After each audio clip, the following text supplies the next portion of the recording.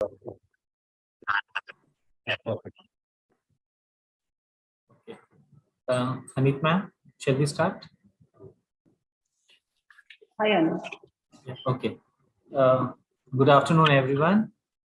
So on behalf of the Admission Branch, University of Delhi, I welcome you all to the second day of this webinar series on undergraduate admissions 2022.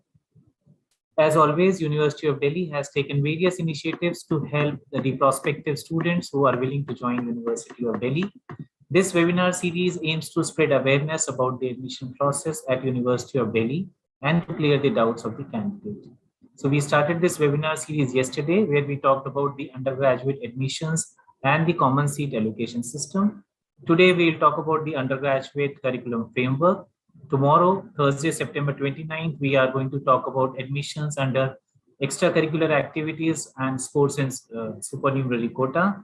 On Friday, September 30th, we'll talk about various reservation policies for SC, ST, OBC, EWS and PWBD candidates. On Monday, October 3rd, we'll talk about admission under non-collegiate women education board. Among the other initiatives, university has also made a dedicated website for admissions, which can be accessed at www.admission.uod.ac.in, wherein all relevant information related to admission is available comprehensively. The Bulletin of Information and CSAS document is also available on the website. This website is a one-place stop for all important information related to admissions at University of Delhi. For quick resolution of queries, University has launched chatbot services. This service can be utilized from 9 a.m. to 5 p.m. on all working days except public holidays. Candidates can also write their emails if they have any problem at ug@admission.du.ac.in for any assistance. There is also a dedicated phone line where students can call and get resolution of queries instantaneously. Video tutorials to explain the process for registration at CSAS portal will be available soon on the website. So today amongst us, we have Dr. Vikas Gupta, Registrar, University of Delhi. Sir, I would like to welcome you to this webinar. Thank you so much. We are also joined by Professor K. Ratnavali, Dean Academics at University of Delhi. Ma'am, I welcome you on this show. We also have Professor Hanit Gandhi with us. She is Dean Admissions at University of Delhi. Ma'am, you are welcome on this webinar. Thank you. In today's webinar, we are going to talk about Undergraduate Curriculum Framework 2022, which has been developed in the light of new education policy. So before I request Professor Ratnavali to start, I would request the registrar, sir, to apprise the audience about University of Delhi and the admission procedure. Sir. Thank you so much, Dr. Sonkar. Namaskar, good afternoon. I welcome you all to this webinar organized by our admission branch of the University of Delhi. I'm thankful to Professor Hanit Gandhi, the Dean Admissions of the University, who has taken pains in organizing these webinars. So yesterday we had the first webinar. We talked purely about the admission criteria. So today we are going to talk about the curriculum structure which we are going to adopt from this year onwards, that is 2022-23. हम सब ये जानते हैं कि 29 जुलाई 2020 को हमारे माननीय प्रधानमंत्री जी ने नेशनल एजुकेशन पॉलिसी 2020 को अप्रूव किया।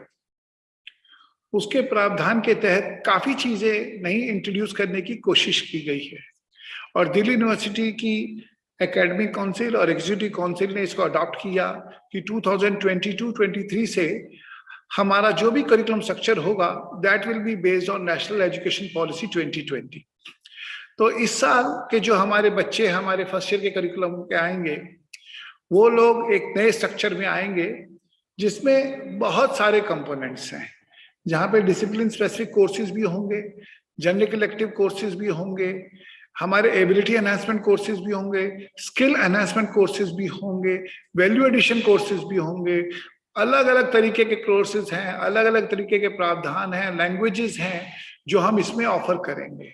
हमारा ये स्ट्रक्चर सबसे यूनिक एक स्ट्रक्चर है जिसमें हर सेमेस्टर के अंदर एक यूनिफॉर्म क्रेडिट सिस्टम है।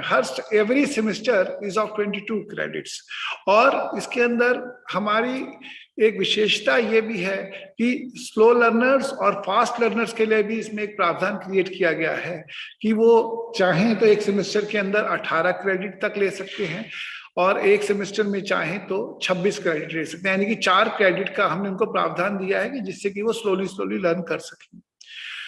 तो इस स्ट्रक्चर का काफी फायदा हमारे बच्चों को मिलेगा। मैं मेरी सहयोगी प्रोफेसर रत्नावली जी को रिक्वेस्ट करूंगा, वो आपको हर चीज बताएंगी।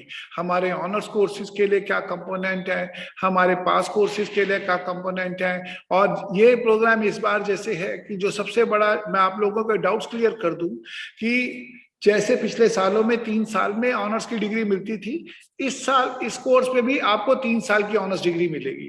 और एक स्पेशल प्रोविजन क्रिएट किया गया एक तरीके से कि जो 4 साल का कोर्स होगा, 4 साल की डिग्री के अलग अलग नोमेनक्लेचर हैं। डिग्री विद रिसर्च होगी आपके सब्जेक्ट के साथ, या बीए प्रोग्राम जिस बच्चे ने लिया, जो बीए प्रोग्राम लेता है तो उसके पास एक प्रावधान होगा, जब वो चौथे साल में जाएगा तो उसके पास मेजर और माइनर के साथ एक ऑनर्स की डिग्री आएगी। उसके विकल्प थोड़े बढ़ जाएंगे, जहां पे हम ये मान के चलते हैं कि अगर आप एक कोर्स लेके चलते हैं, आपका एडमिशन एक पीजी डिग्री में होता है, लेकिन बीए के अंदर एक ऐसा विकल्प दिया गया है कि जब आप 4 साल के बाद पास करेंगे तो आपके पास 2 ऑनर्स की डिग्री के लिए एंट्री का प्रोविजन खुलता है। तो ये सारे प्रावधान आपके लिए बहुत उपयोगी होंगे। तो ये हम इसलिए भी बताना चाहते हैं कि बच्चों को पहले ही पता रहे कि किस स्ट्रक्चर में वो आ रहे हैं। तो with this brief I once again thank my admission branch for taking these initiatives, and I would request Professor Ratnavali to take forward this webinar. Thank you so much, and once again I welcome you all to the university. Looking forward in the next session. Most welcome. Thank you. Namaskar. Please. Thank you.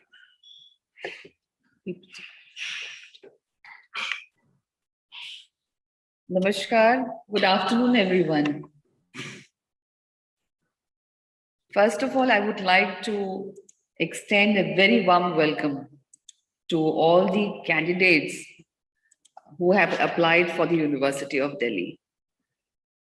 So some of you will be able to get seats in the university. Those who will not get, they are also, equally going to be benefited because of the fact that what we are trying to do in this academic year onwards, as our registrar sir has already apprised you, is to implement the national education policy. So while making the undergraduate curriculum framework, we have incorporated several features of the national education policy, which are so fundamental and particularly which are relevant for the higher education in the university. So I'll share with you the details through a PowerPoint presentation. Just a minute. We'll just take a minute to on the PPT. Okay. Yeah, it's all. Dr. Sonkar, can you see our PPT? I think it's good. Yes, ma'am, it's there.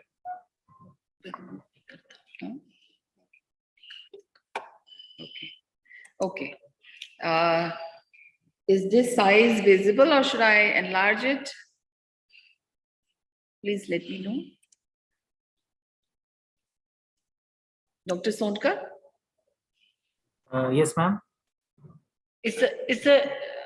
Shall we enlarge it or is it visible? Yeah, I think it's good enough. I think you can go with this. Okay, fine. Okay, we'll just, yesterday we were getting stuck on the PPT. We'll just try with one slide and let's, yeah. Can you see the slide changing? Not right now. I can see the first slide. Okay. I think we have to go back to the... Fine. So what we can do is we can, rather than having a slideshow, you come back. Is it visible now? Yeah, now the second slide is visible. Okay, fine. I think we have to, go by this particular mode. We can't go on the full slideshow mode anyway. So the national education policy, gives a lot of focus on the student as well as gives flexibility. So in the University of Delhi, what we are trying to implement in the 4-year undergraduate program is to give options to the students to develop their own academic path as per their interests, as well as per the employment opportunities that they would, have after getting the degree. So if you look at the undergraduate program, if I try to classify in terms of the core disciplines that a student will study, there are at least 4, different broad divisions, I would say. So if a student is trying to pursue a single core discipline program, now what do I mean by single core discipline program? Say a student is very clear that he wants to study, say, chemistry only, and he doesn't want to, diversify his, studies in other areas, in other discipline. So right from the day one, he is very sure that he wants to do a focused study on chemistry. So therefore, such a student should be opting for BSc honors program in chemistry. Similarly, in case if a student is very sure that commerce is the area which he wants to pick up, then he will do BCom honors. And if a student is sure that he or she wishes to focus on, say, political science or English or Hindi, these arts or social sciences courses, then in that case, he will pick up that particular subject, an honors program, BA honors program in that particular discipline. So that's what I meant when I say single core discipline. Now, such a student who pursues a UG program in a single core discipline shall be awarded at the end of 3 years an honors degree, which is what we have been doing till date, and which is what Registrar Sir had assured just a few minutes ago. Now, in the case of, so in case if such a student who has got honors in 3 years, there might be a question in the mind. What shall I get? What degree will I get if such a student proceeds to the 4th year? What is the utility of doing the 4th year when a student is getting honors in 3 years itself? Now, the answer to this question is that if a student who has already got honors in 3 years after pursuing the single core discipline program proceeds to do the 4th year and completes the 2 semesters, that is semester 7 and 8, then in that case, such a student shall be awarded, in case if the student writes dissertation, he or she will get honors with research. Now, there may be some students who may not like to do research, but would like to pick up an academic project. So in such a case, after completion of the academic project in the 4th year, a student shall be awarded a degree with honors with academic research. Similarly, if a student does not wish to do academic project, he does not want to write a dissertation, and he wishes to go for entrepreneurship because he would like to, have his own enterprise and then employ other people, then in that case, such a student who picks up entrepreneurship as a track in the 4th year, he or she shall be awarded honors with entrepreneurship. So this is a scheme that we will follow in the case of a single core discipline program. Now let me come to the next category. Now, next category of courses are those undergraduate program where you have 2 core disciplines. So you may have a combination. In the case of BA, you may have economics with history, or history and political science, or it can be computer science and mathematics in the case of BSc program. So in such kind of courses, you will have 2 core disciplines. Now, when you have 2 core disciplines, you will not get honors degree at the end of 3 years, but at the end of 4 years, after completing that particular program, a student shall be awarded honors in 4 years. Similarly, when you come to BSc program, such as, BSc in life science, BSc program in, say, physical sciences, where you have physics, chemistry, mathematics, or you may have, say, BSc Life Science program in Life Sciences, where you may have botany, zoology, chemistry. That means you are going to study 3 core disciplines in that particular program. Now, for such student also, at the end of 3 years, the student will get a simple bachelor's degree, and the honors degree shall be awarded after completion of the 4th year. Now, if you come to the next category of courses, I would say that BCom program, I'm not talking about BCom honors, but BCom program as a program, if you are picking it up, BCom program itself is a multidisciplinary core program, and therefore such a program will have multiple disciplines. Say, for example, you'll be studying courses in this BCom program, courses coming under commerce discipline per se. You will study courses pertaining to economics. You will study courses pertaining to law and similar other disciplines which are needed for this particular program. Now, a student pursuing BCom program shall be awarded simple degree at the end of 3 years and honors degree at the end of 4 years. So these are the broad category of courses that we have for you in the 4-year undergraduate program. So what are the categories of courses that you are going to study?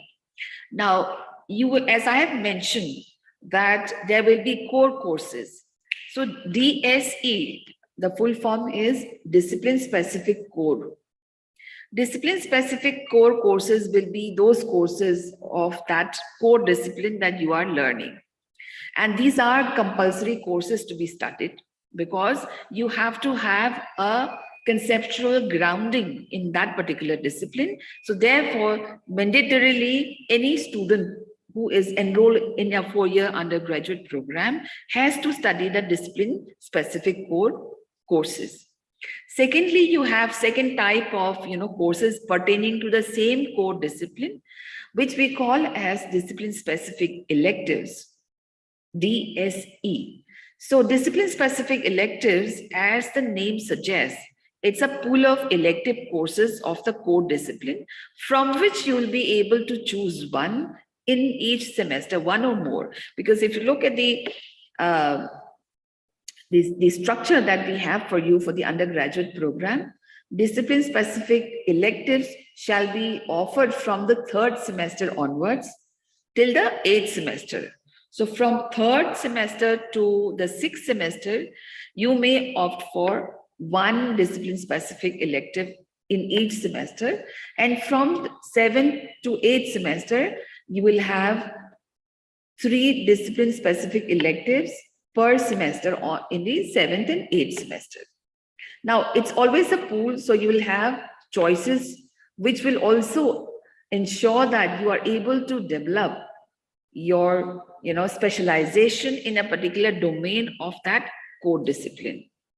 Now you have third category of courses offered by the core discipline that you have joined, which is called generic elective or GE. So generic electives are courses which will be provided to you, and the aim of this particular generic elective is to give a multidisciplinary approach to your study.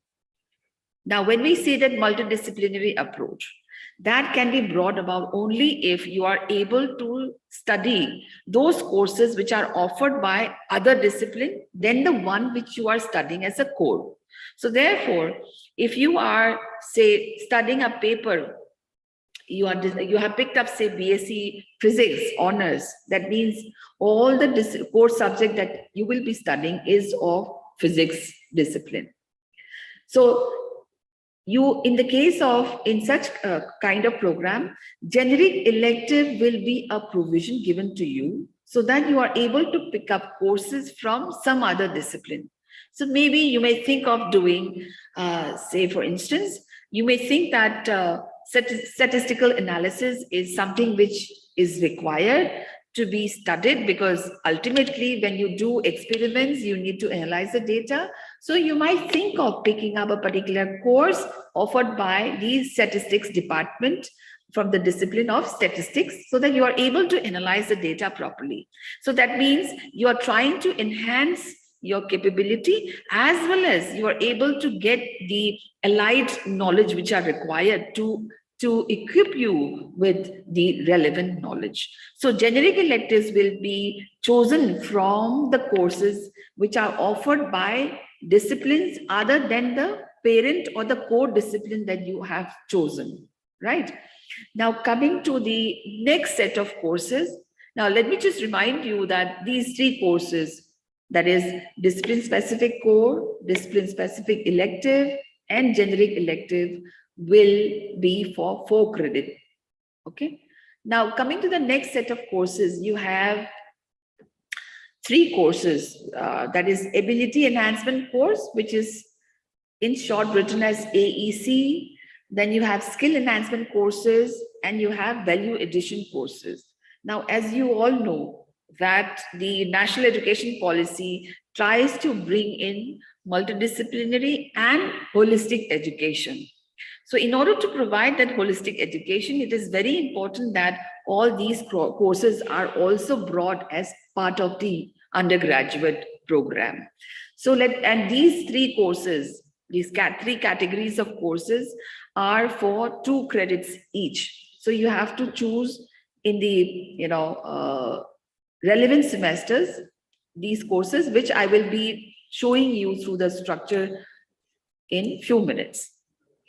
Now, what is skill enhancement course, SEC? Now, skill enhancement courses, as the name suggests, is meant to give you the skill necessary. It's going to be mainly hands-on training, and the categories of courses that come under the skill enhancement course are of 2 types. You can say one where you are trying to build up the skill relevant to the core discipline that you have picked up. Second type of skill are general skill, which are relevant for any student doing any kind of program. Say, for example, computer skills.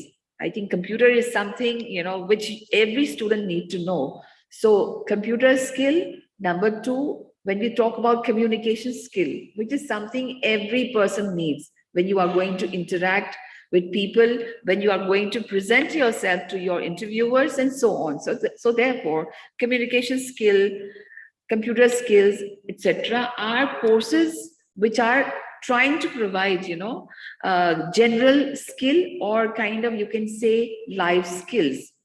And you have the other category of skill enhancement courses, which is going to provide specific skill required to, required for the purpose of, getting employment or hands-on learning in the core discipline sector. Now, coming to the next type of courses, you have ability enhancement courses. Now, when we talk about ability, the name suggests, ability enhancement. How do you enhance the ability of a person?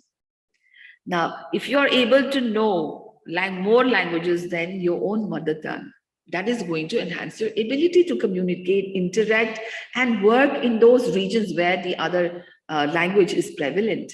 Similarly, it is also very important for each one of us to be aware about the environment, right? So environmental science is a course which is mandatory to be studied by every student, because our actions as well as our research, our projects, whatever our way of living is, as well as the area of research or expertise is, every act of ours should be environmentally, leading to environmental protection and sustainable development. So therefore, this course is mandatorily put as part of ability enhancement, because if you are able to successfully conduct ourselves, in line with environmental, green options in our life, that is going to enhance our ability in many ways. Now, coming to the third, category of 2 credit courses is the value addition course, VAC. Now, value addition course, as the name suggests, is aimed at personality development of a person, as well as, every citizen of India needs to know the constitutional values, right? As well as the cultural and ethical rootings, which is very much required. Because unless you root yourself in your culture, in your ethics, then you cannot, otherwise you cannot diversify, because you have to have rooting, then only there is clarity of thought, there is clarity of how to go ahead. You'll be able to take it forward, what has been given to us by our ancestor as, you know, I would say as a gift. So how to take it forward, right? So unless we have these values or morals within us, we may become very educated, fine, but then we do not become a person who is contributing to the society. We become much more self-centered. So therefore we need to build, or I would say we need to have people who are able to have, you know, I would say very compassionate approach, as well as a person who is ready to sacrifice or, you know, do whatever is required for the advancement of the nation as a whole. So such kind of value system is very, very important and very, very relevant when we talk about coming up with, you know, well-rounded, competent individual, you know, who is ready to serve the country at large. So such kind of value addition courses, you will have courses relating to, you know, embedding constitutional values within you, or learning about the Indian knowledge system, or cultivating scientific temper. So, and as well as teamwork. Teamwork again is very important, because we as Indians, it is said that we are very good as individual, but we are very bad as, you know, working in a team. So therefore, I think this is one approach, because since childhood, you know, since your school days, you have been asked to compete. You have to compete with your peers. You have to come first, second. So that kind of, you know, nurturing has made us good as individual, but not as a team. So I think it's high time that when you come to the college and expose yourself for this particular kind of program, it's good that it's high time that we develop the teamwork, and that's how we can progress as a whole. Now, coming to the definition, because whenever we talk about, I just mentioned that for those three courses, DSC, DSE, and generic elective G, I said there are 4 credits. And then I mentioned that in the case of ability enhancement, skill enhancement, and value addition courses, it is for 2 credits. Maybe there is a question in your mind, what is the meaning of credit? So when we say credit, credit is a unit by which the course work is measured. So it determines the number of hours of instructions required per week. So 1 credit is equivalent to 1 hour of teaching. When I say teaching, it can be lecture or tutorial, or 2 hours of practical or field work per week. And generally, when we calculate the duration of a semester, it is generally considered to be of 15 weeks. So a 4 credit, you know, course, which has lecture and tutorial as a component, you will be, you know, dedicating 60 hours of, you know, study in a semester for 1 credit. If for 4 credits, because 1 credit is 15 hours per week, and then you multiply by 4. So 15 into 4, it gives 60 hours of teaching learning in a semester for a course which has lecture and tutorial as a component, right? Now, coming to the structure, are you able to see the structure? I think we can go for the full mode and then come back. Okay. Okay. Is everybody able to see the screen? Dr. Sonkar? Yes, ma'am, it is clearly visible. Yeah. So as I was mentioning in the beginning, when I talked about the broad categories of programs, undergraduate program, table 3, which is mentioned here, this is, you know, particularly pertaining to the first type of program where you are studying only 1 core discipline. So if it is BA English honors, or BA History honors, or BAc Chemistry, or BAc, you know, Mathematics, and so on, what you find is that if you look at the most left-hand corner, are you able to see the second left corner? You can see this particular column, which is titled as the core DAC, where my cursor is. So core DAC, that means these are the discipline specific core and it's compulsory course. So if you look at the first semester, the layout of courses of the first semester, what you find is that you will be studying 3 discipline specific core papers. That means there is no choice here. They are already prescribed. You have to study that. Coming to the fourth column from the left, which is titled as generic elective. Now, generic elective, as I had mentioned to you, shall be pool of courses which are offered to you by other disciplines. That means if you are pursuing BA honors in English, then in that case, other than the generic electives offered by the English department, you can choose the generic elective by any other department, so that you are able to study something beyond English, right? So you have to study one generic elective course. From the pool of courses, you have to choose one. Now, next column on the right of generic elective is the ability enhancement course. Now, ability enhancement course again is a pool, and I have shown it to you that there are 2 categories of courses under this. One is the environmental science, and the other is the Indian languages paper. So you have a choice in the first semester either to choose the environmental science paper or choose an Indian language out of the 22 Indian languages which are there in the 8th schedule of our constitution. So student will be studying in the first and second semester the environmental science and Indian language paper in a flip mode. Now, what do I mean when I say in a flip mode? When I say flip mode, it means that if one set of students, excuse me, if one set of students, they opt for environmental science paper as an ability enhancement course, then in that case, such a student will study first paper of the Indian language paper in the second semester. Similarly, the other set of students who choose first paper of Indian language in the first semester, they will be studying environmental science paper in the second semester. So these group of students will be studying these 2 courses in a flip mode. Now, next set of courses is the skill enhancement course. So skill enhancement, you will have a pool of courses from which you have to choose one and study. Then the next set of courses is the value addition course. Again, value addition is a pool of courses and you can choose one of the courses to study from that particular pool.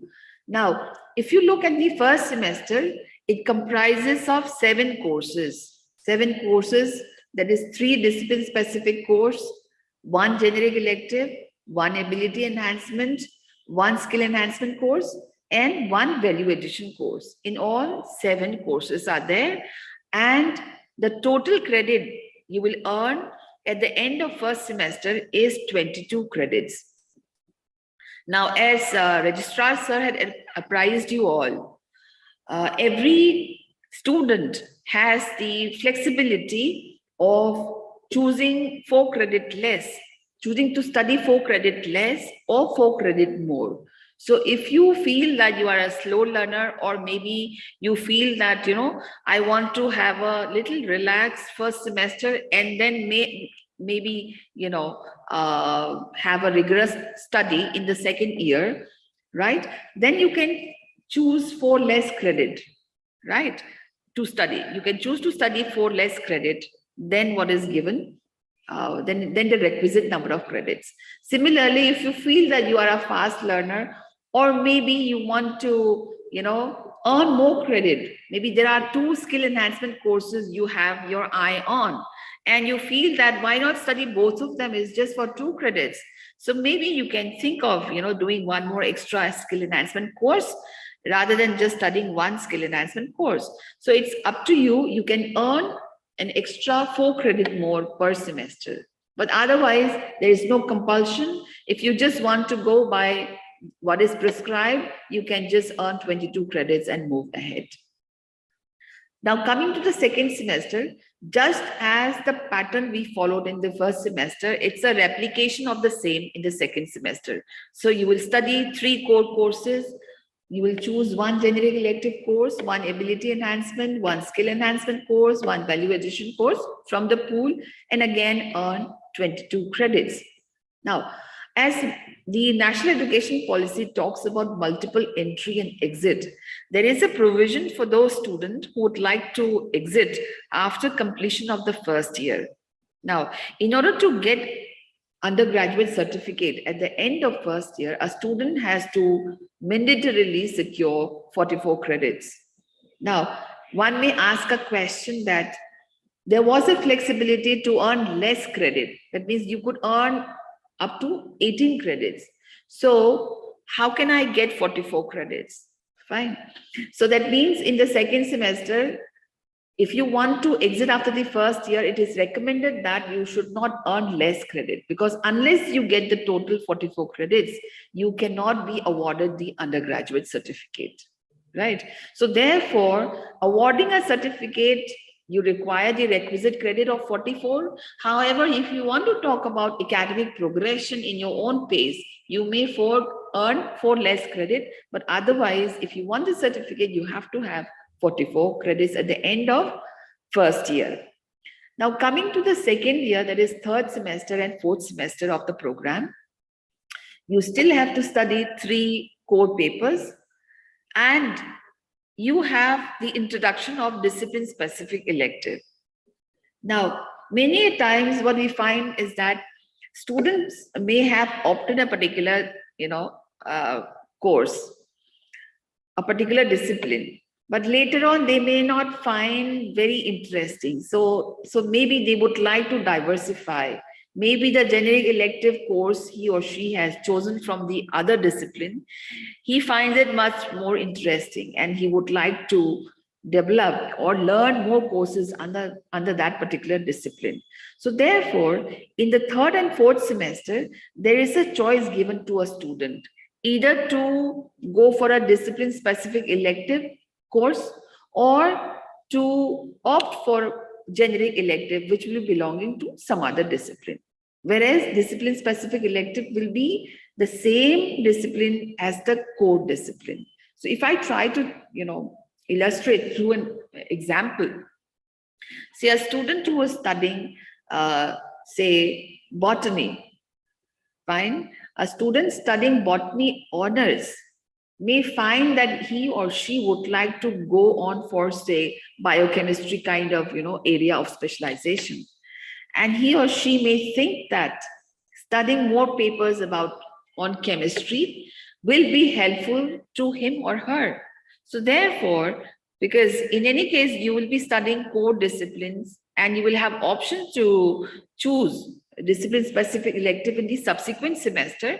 So such a student may think of choosing to study chemistry from the other discipline as a generic elective paper. So that provision is provided here in semester 3 and 4. So you have a choice either to go for your discipline-specific elective course or you pick up another GE course or same GE course of the same discipline that you have chosen in the first semester. So there is a flexibility that you see here. Now, next, ability enhancement course, whatever course you have studied in the first year, like you have studied environmental science paper 1 and Indian language paper 1. Now, in the second year, you will study environmental science paper 2 and Indian language paper 2. So in the second year, these 4 courses of ability enhancement shall be completed. Now, coming to the skill enhancement course, what you find here in the third and fourth semester, there is a flexibility given to you. Either you can choose to study skill enhancement course, right? Now, when I say skill enhancement course, that means a course which a student shall be studying in the college where he or she is enrolled, right? Now, many times a student may think of or plan to exit after the second year. In such a case, it would be very, very helpful for such a student to go for internship or apprenticeship rather than, studying a skill enhancement course in the classroom. So therefore, there is an option that either a student can opt for the skill enhancement course provided by the college, or it can go for internship, apprenticeship, or project, or be involved in community outreach. Say, for instance, a student may think of becoming a, say, social worker, and for him or her, going to the community, connecting with the community, trying to know about the problem faced by the community might be much more important than studying a skill enhancement course in the classroom. So in such a case, such student can opt for community outreach rather than studying a skill enhancement course in the classroom. So such option or flexibility is given to the students to choose according to their interests and according to the employment opportunities that may be available to him or her in case if he or she exits at the end of second year. So if you see, one more value addition course is to be studied in the third semester as well as fourth semester. Again, from that pool, you can choose very many, different types of courses which suits your interest as well as maybe enhance your, ability as well as value to your life. It can be also life skills related courses which are, envisaged under value addition course. And let me share with you that for the first semester, there are about 24 value addition courses which are approved and which shall be rolled out in this particular semester. In the case of skill enhancement courses, there are as many as 43 courses which are being offered in the pool. Now, if you look at semester 3 and at the end of semester 3, you shall be able to secure 22 credits. Similarly, following the same pattern in the fourth semester, you shall be able to earn 22 more credits. So at the end of 2 years, a student shall be able to secure in total 88 credits. So if a student exits at the end of second year, what he or she will be awarded is an undergraduate diploma in the field of study after securing the 88 credits. Now, if you look at the third year, starting with fifth semester, now what you find, there is a little change. In the fifth semester, every student now has to opt for discipline-specific elective, because now that you have studied core papers, in 4 semesters, you have studied, 12 papers already, right? 12 papers of the core discipline. So it's time that you try to now start thinking about your specialization. So that's why in the 5th and 6th semester, what you find is that compulsorily you have to opt for one discipline-specific elective per semester in the 5th and 6th semester. And if you move to the next, you have generic elective course. Again, there is a compulsorily, you have to choose one generic elective in the 5th as well as in the 6th semester, one each. Now, coming to the skill enhancement course, you will find that similar, choice has been given either to go for skill enhancement course, or you go for internship or apprenticeship or project or community outreach. Now, what you can find, the difference as compared to the first 2 years is that in the third year, there is no longer ability enhancement course. There is no value addition course. So these 2 types of courses, are provided only in the first 2 years. In the third year, the focus is on the discipline-specific electives, discipline-specific core, generic elective, and the skill enhancement. So in all, when you finish this semester, you'll be able to earn 22 credits. And the same goes for the 6th semester also. Now, let me share one thing in the case of... They may not be. Dr. Sonkar, are you seeing the 6th, 7th, and 8th semester slide? No, ma'am, I can see table 3 right now. You are able to see? The table 3, the slide which you are showing is showing table 3. Yeah, Fine. yeah. Now it has changed. Yeah. Now it has changed. Now let me just enlarge it. Full screen करती हूँ मैं. Okay. Are you able to see now? Yes, ma'am, I can see it now. Right. Now, as we all know that, research is the basis of, innovations. So therefore, in the 6th semester, you are able to see that here in the column of DSE, choose one from a pool of courses, DSE. Here, one of the discipline-specific electives shall be a paper or a course on research methodology. So whoever wishes to, go to the 4th year, because 4th year is much more research oriented. Therefore, we want that every student who wishes to go for the 4th year should compulsorily study,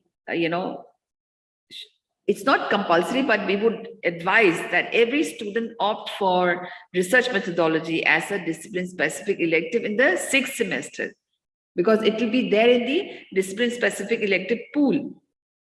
So if you're able to study research methodology in the 6th semester, what you'll be able to do is that you already will have a grounding or a foundation on how to do research.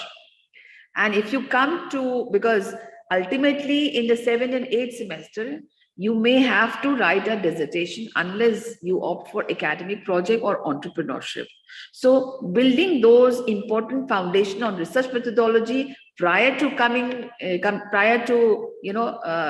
the 4th year will be very, very important in order to have a quality research in the 4th year.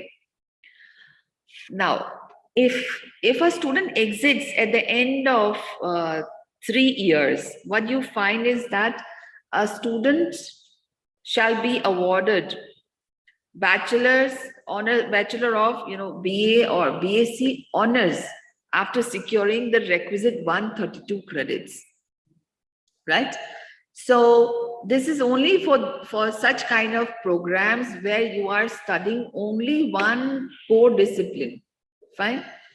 Now, coming to the 4th year, what happens in case if such a student proceeds to the 4th year? What you find is that he or she has to study one core discipline in each semester, 7th and 8th semester, and he or she is given the choice of studying 3 discipline-specific electives in the 7th semester as well as in the 8th semester. Now, you may think that why there is a change in the 4th year. Previously, we are making, 3 core papers to be compulsorily to be studied. But if you come to the 4th year, the core paper is just 1 paper per semester, whereas you are increasing the number of discipline-specific electives. Now, the reason is very clear. The reason being that when you go higher up in the academic progression, then you need to have your specializations, and specializations shall be created only when you have, these discipline-specific electives.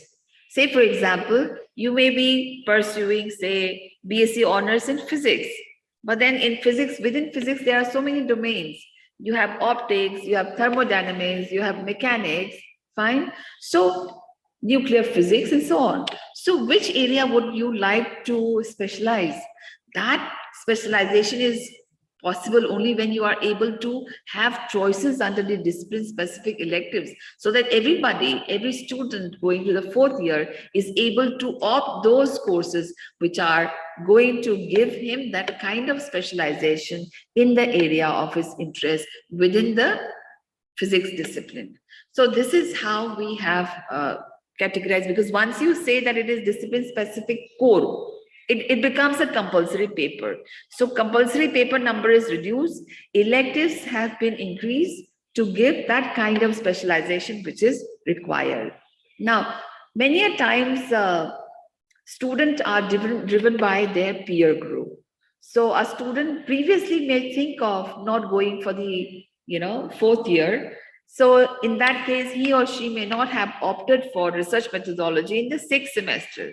So therefore, we want to ensure that you do not miss the bus at all. So that's why, again, in the 7th semester, the research methodology shall be provided as one of the discipline-specific electives, which you should be studying because of the fact that you have to write a dissertation. Research methodology is something which you need to, ground yourself properly so that here on, because after 4th year, there is a possibility of even going directly for PhD also, provided you, fulfill all the criteria. So therefore, research base is very important. And that is why if you have not chosen the research methodology in the 6th semester, it would be compulsory for you to choose it in the 7th semester.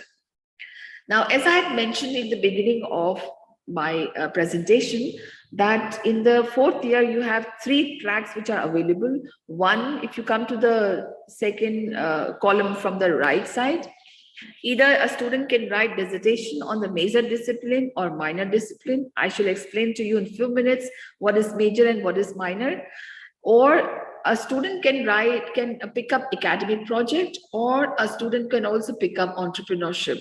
So these are 3 different tracks which are available to you. Now, at the end of 7th and 8th semester, what you find that you shall be able to secure 176 credit. And at the end of this 4-year undergraduate program, a student shall be awarded bachelor, in that particular field of study, honors with research, because honors has already been granted in the 3rd semester. So in the 4th semester, such a student shall be awarded honors with research, or honors with academic project, or honors with entrepreneurship, depending upon the track he or she chooses, right? Now, let me just come back to explain what is the meaning of major and minor, okay? Now,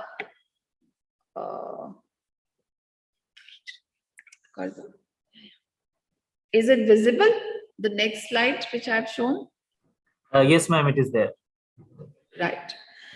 Now, any student who is pursuing a single core discipline program, he or she shall be compulsorily studying 20 discipline-specific core papers starting from semester 1 to semester 8.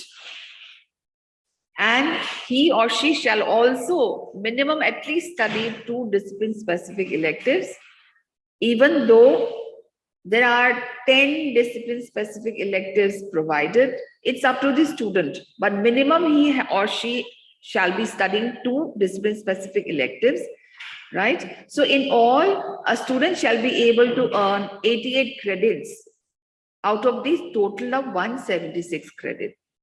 Now, such a student shall be awarded major in that particular subject. Say, if a student, as I was giving you the example of a student pursuing BSc honors in physics, so he will be studying at least 20 discipline-specific core and 2 discipline-specific electives.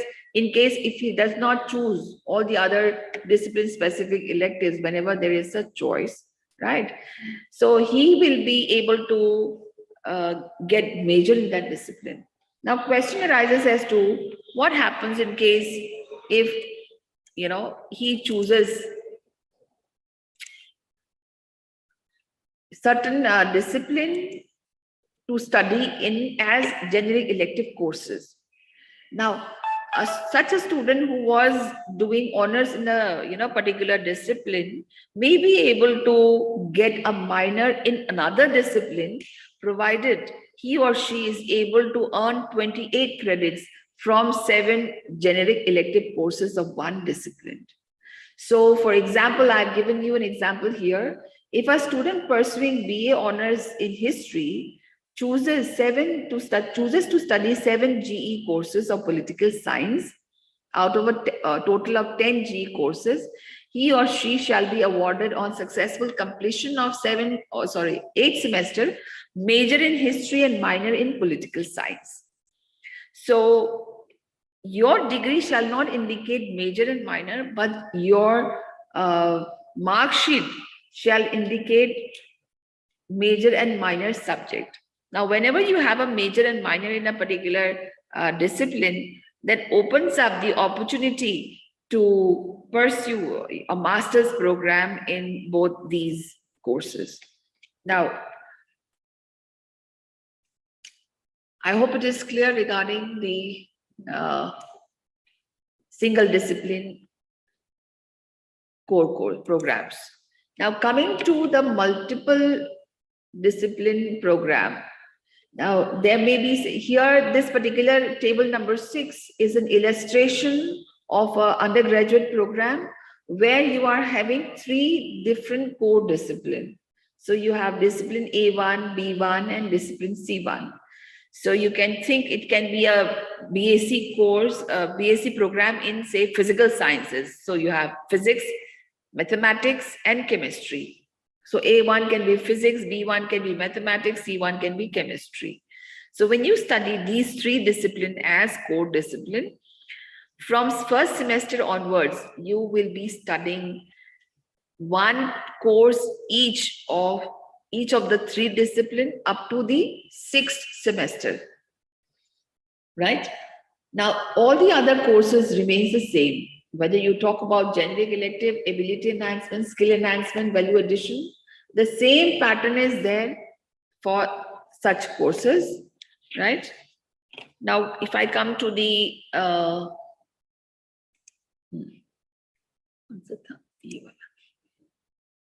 right. The only difference that you will see between the single core discipline program and this multiple core discipline program is that at the end of 3 years, a student shall be awarded bachelor degree in that particular discipline. There will not be any honors degree, right? Now, secondly, if such a student wishes to go for the 4th year of that particular program, then the student has to compulsorily choose 1 discipline out of the 3, either A, B, or C. So if a student chooses to study discipline A, focus on discipline A, then in that case, the 7th and 8th semesters, the discipline specific core and discipline specific electives will be of discipline A only. So therefore, it is very important for any student pursuing such multidisciplinary program to make a choice prior to the end of 6th semester, whether he would like to specialize in discipline A, B, or C. Accordingly, he or she can make a choice and move forward in the 4th year. So the other, this other structure of the program remains the same. So you'll be studying in 3 discipline-specific electives. Or one more thing which I would like to focus upon is that whenever in the 7th and 8th semester, there is a choice to study either 3 discipline-specific electives or 2 discipline-specific electives and 1 generic elective, or choose to study 1 discipline-specific elective and 2 generic elective. But in any case, 1 discipline-specific elective has to be studied in the 7th and 8th semester, right? 1 each compulsorily. Otherwise, you have a choice, the rest of the 2, whether to pick discipline-specific elective, or instead of that, you choose the GE so that you are able to get those 28 credits to make that a particular discipline as your minor, right? Okay. So I think now if I come to the discipline,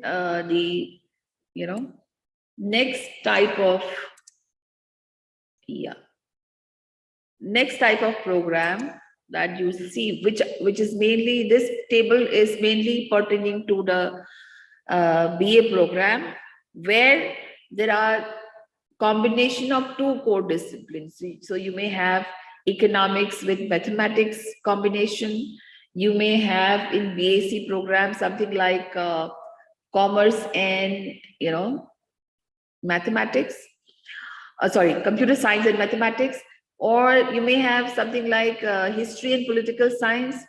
So there are two subject combination if you see in BA program, and as many as there are 206 BA combinations. Now, let me also tell you that if you are picking up two the core discipline program like BA program, where you have as many as 206 combinations, this is going to give you two options already, fine, because you will be majoring in one discipline compulsorily, because you have to choose two papers of each discipline and one paper of the other discipline per semester, starting from semester 1 to semester 6. Now let me just come to the structure to give you better idea about it. If you look at the first semester, you have BSc 1, and then it says within the bracket A/B, right? And the second core is written as discipline A1, and the third one is written as discipline B1. That means you will study two disciplines, that is discipline A, discipline B. So you can think it to be, say, history and political science. Now the first one, DAC 1, where it is written, DAC 1 shall be a course either of discipline A or B. That means in the example which I have given, disciplines DAC 1 shall be of political science or history as per your choice. Because if you want to make history as your major discipline, then it is advisable that you choose history as the major discipline and the other combination, political science, as the non-major discipline. Now, once you say that history will be the major discipline, that means you will study two courses of history per semester, starting from semester 1 to semester 6, right? Whereas you will be studying only one course of political science per semester from semester 1 to semester 6, right?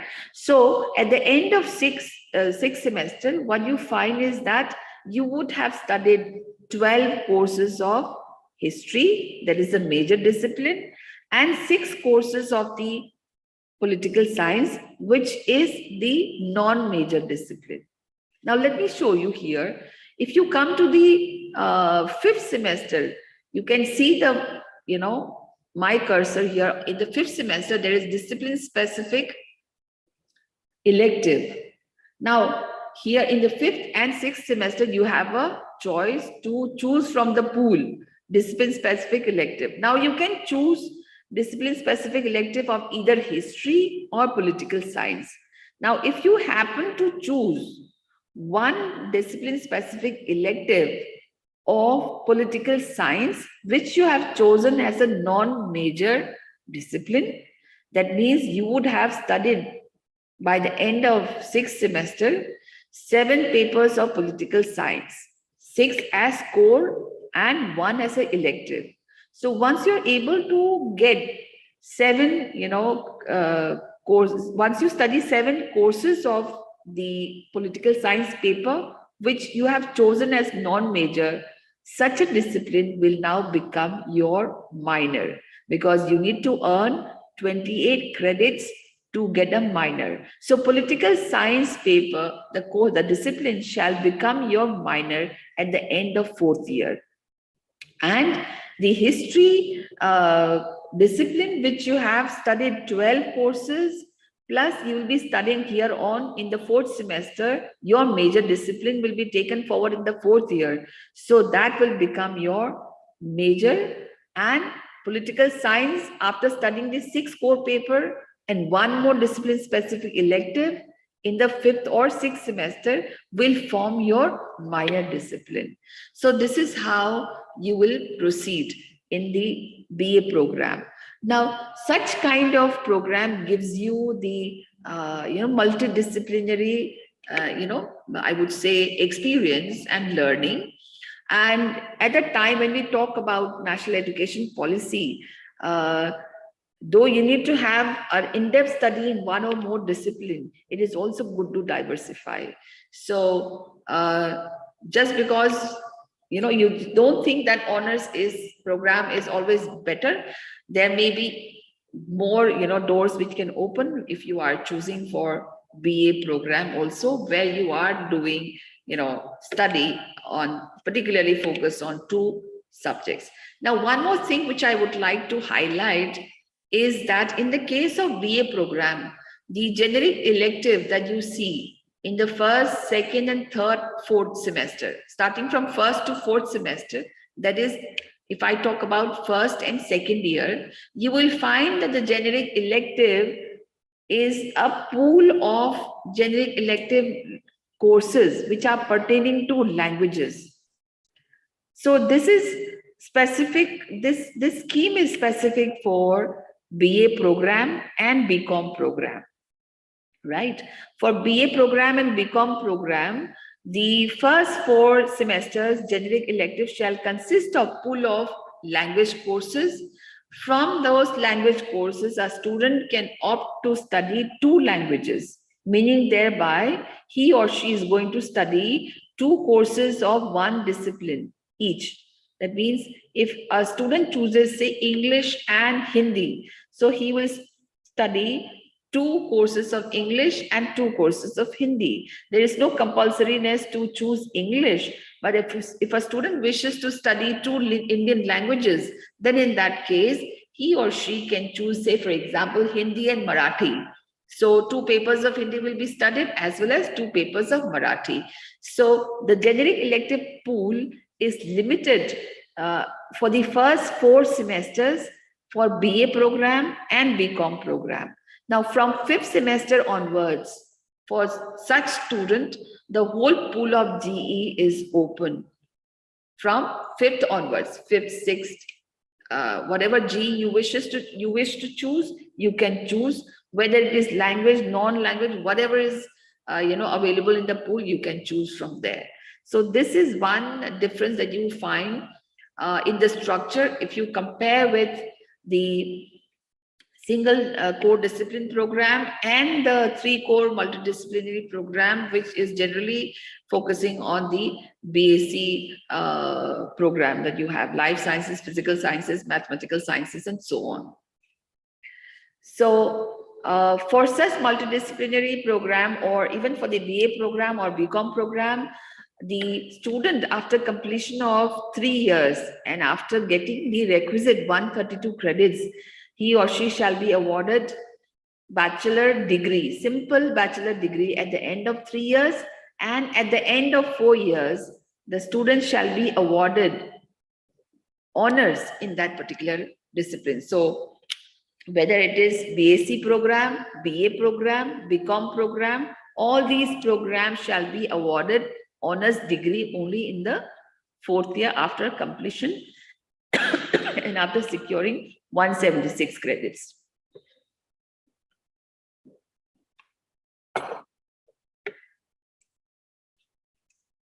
So coming to the,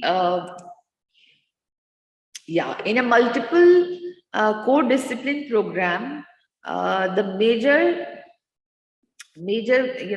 discipline shall be determined if, the student studies 6 discipline specific core. If you can see here, I have written 6 discipline specific core paper and at least 3 discipline specific electives in that discipline in the first 6 semesters, and 2 discipline specific core and 6 discipline specific electives in the 7-8 semesters, and write a dissertation in that discipline.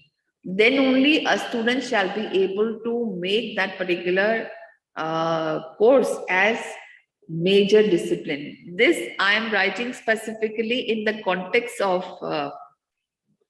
those BAc program or BA program, where at least you need to earn 80 credits from, as you can see in the last line, if I may just enlarge it, the last part, So minimum 80 credits are to be earned from 8 discipline-specific core and at least 9 discipline-specific elective in the discipline he or she wishes to major, right? And then he or she has to write dissertation on a topic related to that discipline. Then only such a student shall be getting major in that particular discipline. Now coming to minor, as I had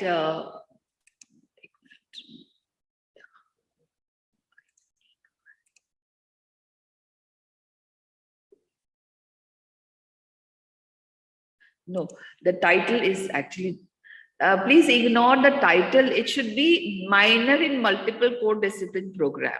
So in the case of minor, a multiple core discipline program, a discipline shall become minor after the student earns 28 credits from 6 discipline specific core, as I had mentioned earlier, and 1 discipline specific elective of that discipline, right? So as I had mentioned to you, a student who is pursuing 4-year BA program with major in economics has to secure obviously at least 80 credits in economics, may be awarded minor in history on successful completion of 8th semester if he or she earns 22 credits from 6 discipline-specific electives and 1 discipline-specific elective of history, right? So this is how minor and major is defined. So if I may just sum up in terms of major and minor, in the case of single core discipline program, it is the generic electives which gives rise to the minor discipline. In the case of multiple core discipline program, it is one of the core discipline which you are not focusing upon, which later on becomes a minor after getting the requisite 28 credits in that discipline. I think with this, I come to the end of my presentation. Any questions? Thank you. Thank you, ma'am. This was very comprehensive. So,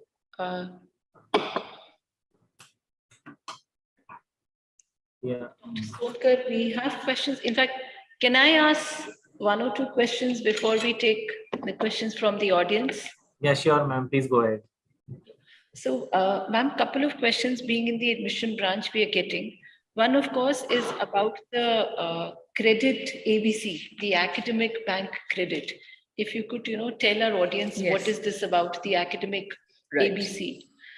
See, every student who is going to enroll from the academic session 2022-23 onwards has to mandatorily register in the academic bank of credit portal. So once you create an account in academic bank of credit portal, what you have is just like having a bank account.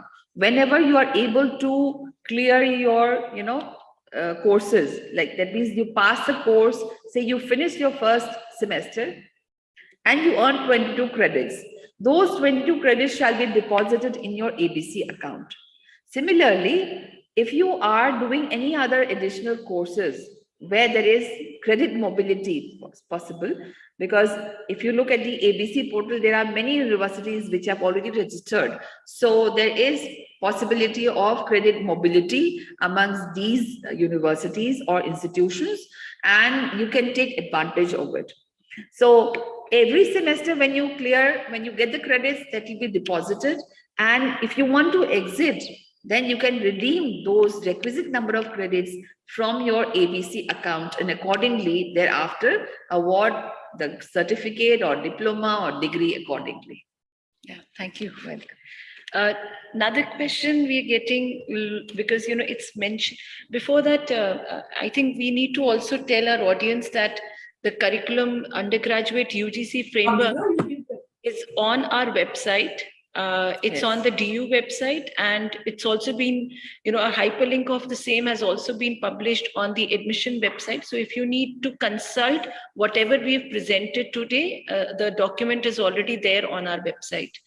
Ma'am, the document also talks about multiple entry and multiple exit. Yes. Yes, let me just explain yes. that as well. See, as I had mentioned, I only talked about in my presentation multiple exits, right? Like if you exit after first year, you get undergraduate certificate in that particular field of study. If you exit after second year, obviously when I say exit, that means after getting the requisite credit. So you'll be awarded undergraduate diploma at the end of 2 years. At the end of 3 years, you will be awarded degree or honors degree, depending upon the program that you choose. And at the end of 4th year, you will be getting, in case of single core discipline program, honors with research or academic project or entrepreneurship. And in the case of multiple core discipline program, a student will get honors degree at the end of 4 years. So these are the exits. But question arises as to how about entry? So in the case of multiple entry, there may be entry possible in case lateral entry possible from some other university. Now, students coming from another university may have to sit for an entrance exam before being allowed a lateral entry in the 4-year undergraduate program. But in the case of our students who exits in between, say for example, after the first year, a student exits, right? And then maybe because of certain circumstances, he is compelled to leave the course. Then he would like, if he likes to come back, say after a year or so, then in that case, such a student will be able to get into the system and study without having to sit for an entrance examination. So that kind of facility is there. But at the same time, we also need to look at the modalities of how many seats can be open for re-entry, because because of the infrastructure and other limitations. But definitely in case of our students exiting and wanting a re-entry, there will be no entrance exam. They will be allowed as it is. For others, there will be an entrance examination. And as of now, whatever credits that you are going to secure and be deposited in the academic bank of credit, it is valid for 7 years as of now. It might increase, but as of now is 7 years. So you can come back and complete the program in case if you happen to exit for whatever reason. Thank you. So as we understand, ma'am, the BA program, there are 2 combinations. Yes. For example, if you look at our, the various 206 combinations, it's, for example, it's Hindi and let's say political science, history and economics.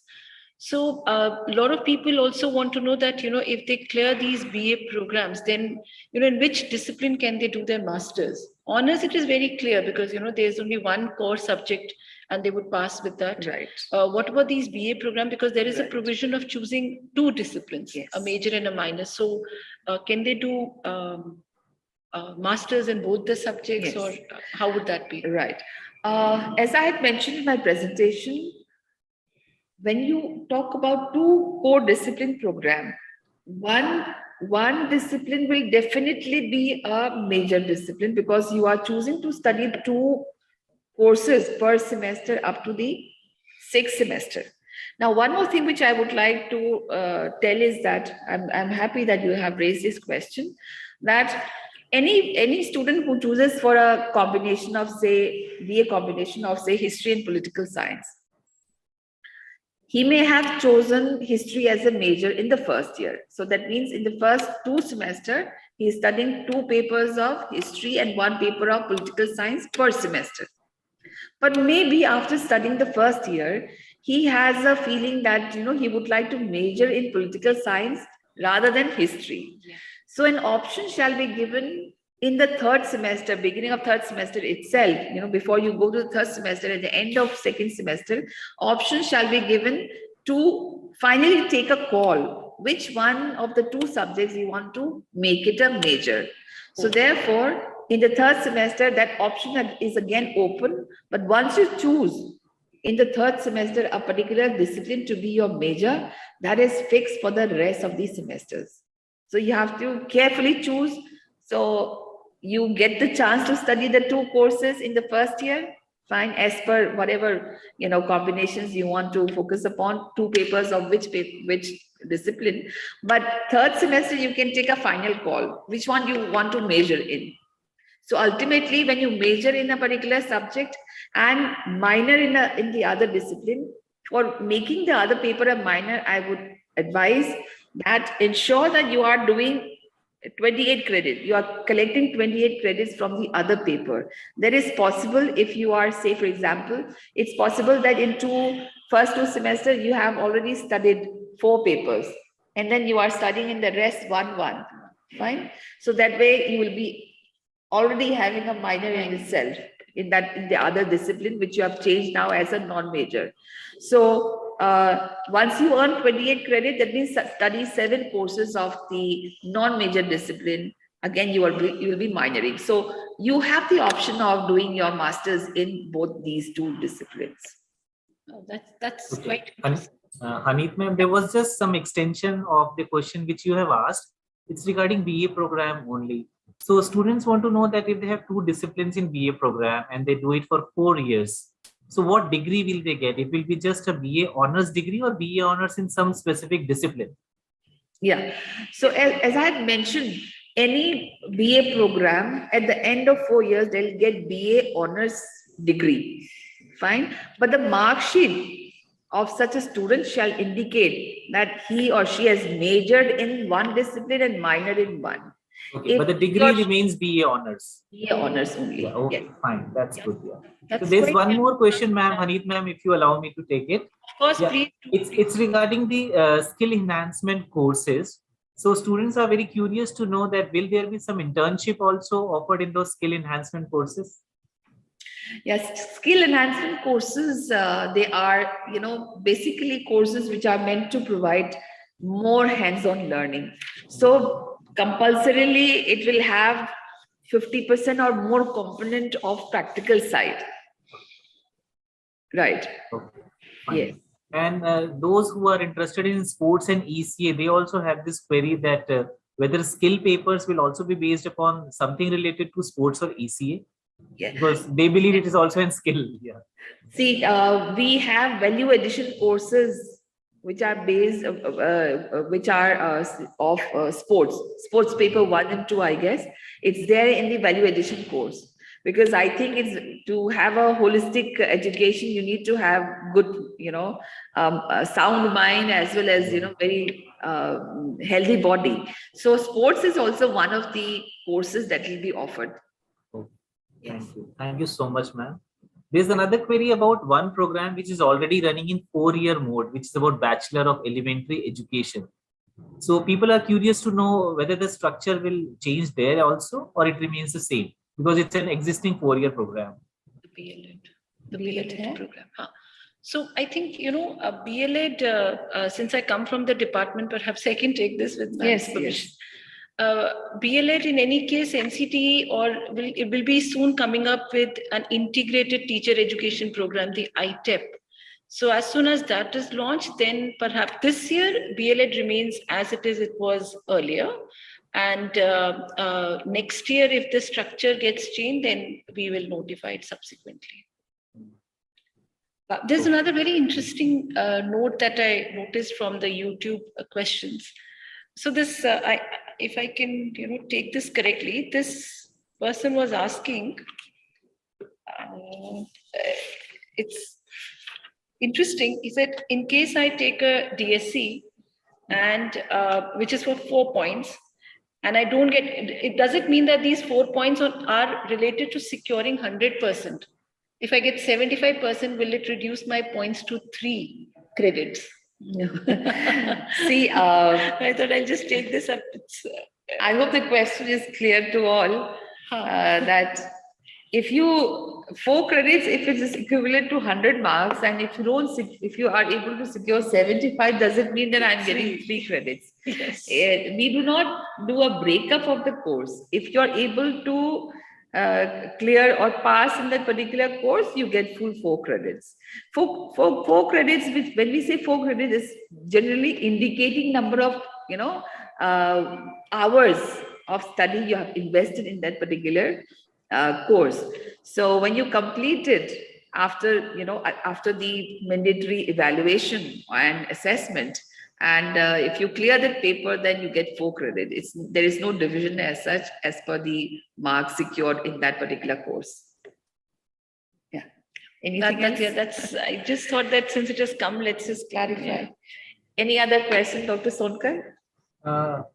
Yeah, ma'am. Actually, there are many, but I think we are running out of time. So the most common request which people have made that they would like to see your presentation again. So they have requested that if it can be uploaded on the website or somewhere so that they can see it again and again at their convenience. Okay. I think, what we can tell them is that this video will be live and is going live, and it will remain there on our YouTube channel. If they wish to see, they can rewind and see the presentation. The entire video, 1.5 hour video, will be there on our official YouTube channel, UNIV of Dell. Anytime you wish to refer it, please go back and re-look at the video. So I'll just take one last question and we'll wind up. It's regarding the dual degree. So since UGC released a document, so many students are curious and they want to know that can they take admission in 2 courses in University of Delhi at the same time? See, I think I don't know whether it's exactly you are referring to dual joint and twinning degree. That's another part of, that's a different thing. Or you are talking about, say, multiple pursuing regular program, right? I think this is what they're trying to say, that can they pursue 2 regular programs at the same time? Right. So I think as of now, I think UGC has at least allowed in the past also one online open, distance learning program and regular. Okay. But regarding pursuing 2 regular degrees, I think we are yet to work out on that. Thank you. Thank you so much. So I think with this, we come to end of this webinar. And on behalf of the admission branch, I would like to thank Professor Ratnavali for giving such elaborate and extensive presentation and making everything so clear. Thank you so much, ma'am. Thanks a lot. I'll just take one more minute to thank Professor Ratnavali. We've been getting a lot of, being in the admission branch, we've been getting a lot of queries, what subjects should they take? How would the national curriculum framework see the graduation program? So this presentation really helped all of us. In fact, it cleared my doubts as well. And we can now refer students to this presentation of yours to clarify all doubts that they have. Right. Thank you so much. Thank you, ma'am. Thank you.